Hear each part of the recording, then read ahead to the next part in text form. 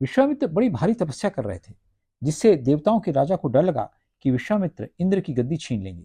इसलिए उन्होंने अप्सरा मेनका को कहा कि वह पृथ्वी पर जाकर विश्वामित्र की तपस्या भंग कर दे। परंतु मेनका को विश्वामित्र से बहुत डर लगता था। विश्वामित्र ने महर्षि वशिष्ठ के 100 पुत्रों को मार दिया था। उन्होंने कौशिकी नदी का निर्माण किया।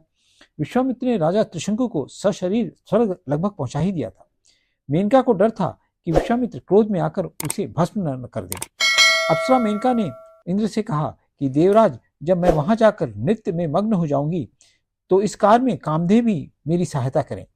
इंद्र ने तथास्तु कहकर यह व्यवस्था कर दी। तब मेनका वहां पहुंची जहां विश्वामित्र तपस्या कर रहे थे।